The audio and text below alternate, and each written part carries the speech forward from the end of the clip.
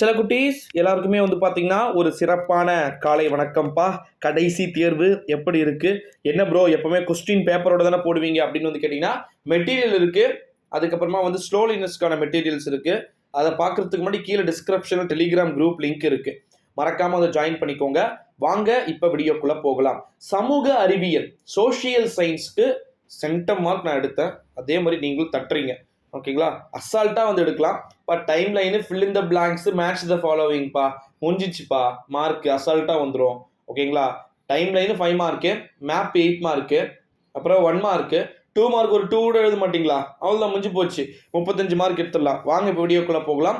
வீடியோக்குள்ளே போகிறதுக்கு முன்னாடி 10th ஸ்டாண்டர்ட் சோஷியல் சயின்ஸ் வந்து தமிழ் மீடியம் அண்ட் இங்கிலீஷ் மீடியத்துக்கு தனித்தனி மெட்டீரியல் இன்னைக்கு காலையில் கரெக்டாக 10 மணிக்கு இந்த வீடியோ நீங்கள் பார்க்குறீங்கன்னா 10:10க்கு டெலிகிராம் குரூப் இருக்கும்.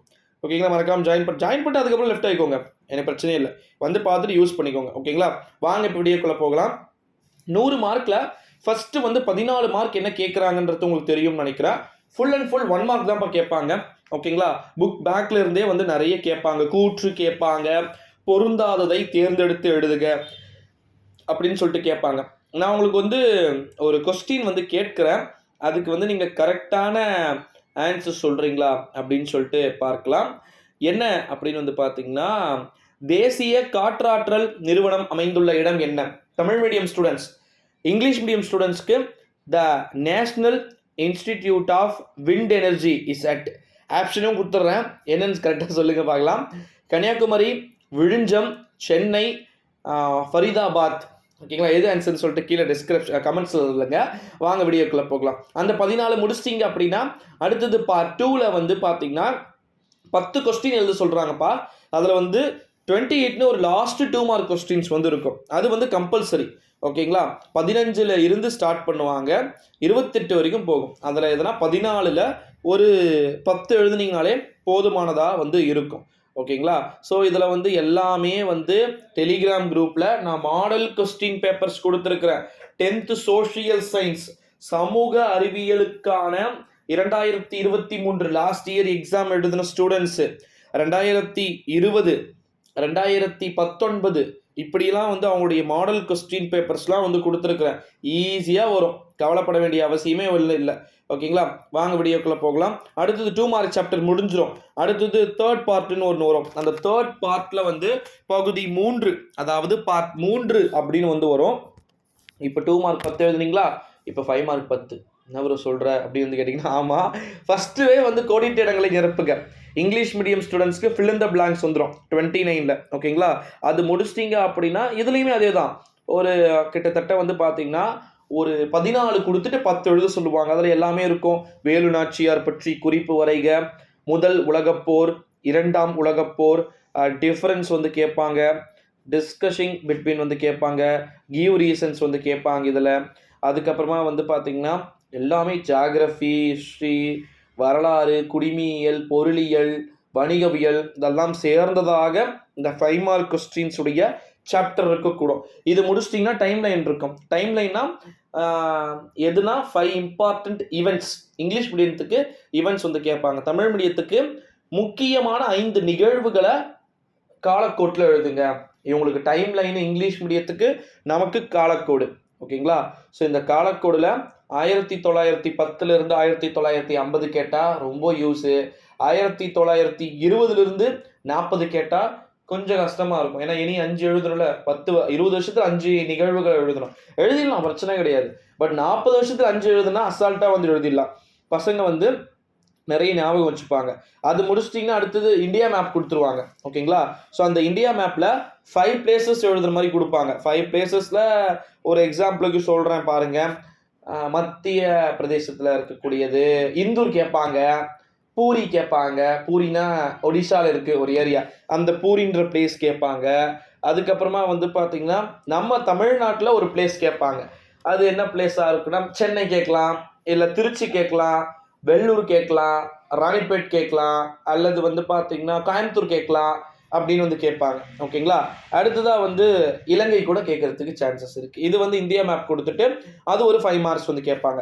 அது முடிச்சிட்டிங்கன்னா 8 மார்க் கொஸ்டின்ஸ். 43ல் 2 கொஸ்டின்ஸ் வந்து வரும். ஓகேங்களா? அந்த 2 கொஸ்டின்ஸ்ல ஹிஸ்ட்ரியில இருந்தே மேபி 2 கொஸ்டின்ஸ் வந்து இடம்பெற வாய்ப்புகள் வந்து இருக்கு. அத முடிச்சிட்டீங்கன்னா அடுத்தது 8 மார்க் கொஸ்டின்ஸ். 2 மேப் இருக்கு. ஓகேங்களா? இந்த 2 மேப்ல ஒண்ணு இந்தியா மேப்பு, இன்னொன்னு வந்து தமிழ்நாடு மேப்பு. இந்தியா மேப்ல என்னென்ன இருக்கும்னா, மும்பை சி வந்து பார்த்தீங்கன்னா இருக்கும். அடுத்ததா வந்து பார்த்தீங்கன்னா, நெக்ஸ்ட்டு கச் ஆஃப் வளைகுடா, நம்ம தமிழ்நாட்டுல இருக்கக்கூடிய சில பிளேஸஸ் வந்து வரும். என்ன அப்படின்னு வந்து பார்த்தீங்கன்னா, கல்பாக்கம் வரும். தூத்துக்குடி வரத்துக்கு சான்சஸ் வந்து இருக்கு. சோழமண்டல கடற்கரை வரத்துக்கு வாய்ப்பு இருக்கு. சென்னையிலிருந்து நீங்க பெங்களூருக்கு போறதுக்கு ஒரு ரயில் வழி பாதையை வந்து போடுங்க. ஒரு மேப் கொடுத்துருவாங்க.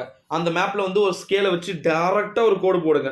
கோடு போட்டு நீட்டா ஒரு கோடு போட்டீங்க அப்படின்னா மைனஸ் மைனஸ் மைனஸ் மைனஸ் போடுங்க அந்த இதுவில். ஓகேங்களா? அது போட்டுட்டீங்க அப்படின்னா அந்த மாதிரி வந்து சென்னை டு மும்பை போகிற மாதிரி வந்து கேட்பாங்க. சென்னை டு டெல்லி ரயில் பாதை வந்து கேட்பாங்க. ஸோ இதெல்லாம் வந்து நோட் பண்ணிக்கோங்க. ஓகேங்களா? இது முடிச்சிட்டிங்க அப்படின்னா இன்னொன்று நம்ம தமிழ்நாடு மேப் கொடுப்பாங்க. அதில் 8 பிளேஸ் என்னென்ன பிளேஸ்பா இருக்கும்? ஊட்டி, கொடைக்கானல், தொட்டபெட்டா, அப்புறம் பாலாறு, வேற என்ன இருக்கு? காவேரி ஆறு, வேற டேம் கேட்பாங்க. டேம்ஸ் எதனா இருந்து குறிங்க அப்படின்னு சொல்லிட்டு.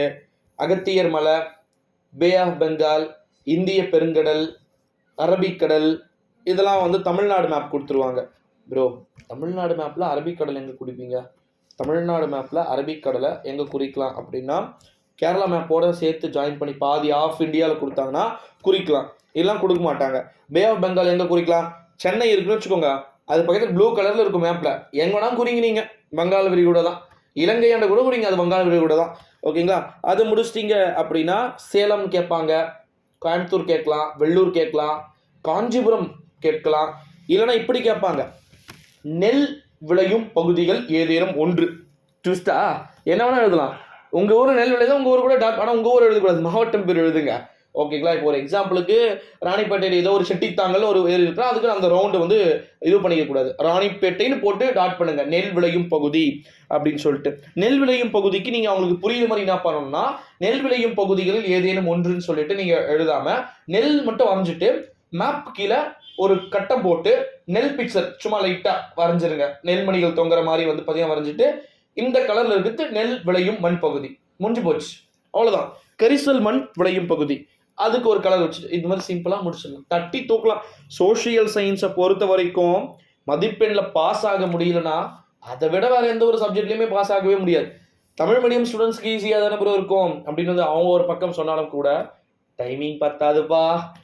10 டீட்டெயில் எழுதக்கூடிய ஒரே ஒரு சப்ஜெக்ட் மாணவர்கள் நீங்கள் மட்டும்தான்.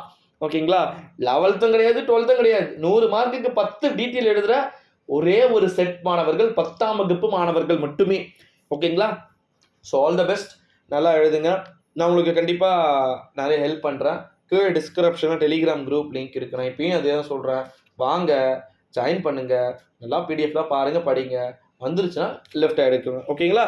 ஸோ இன்னொன்று ஒரு விஷயம் என்னன்னா, ஆன்சர் கீ நாளைக்கு மதியானம் வந்துடும். நான் வந்து ஆந்திராவில் இருப்பேன். உங்களுக்கு நான் ஆன்சர் கீ வந்து A to Z வந்து எல்லாமே வந்துடும். A type, B type no, normal 1 type தான் வரும்.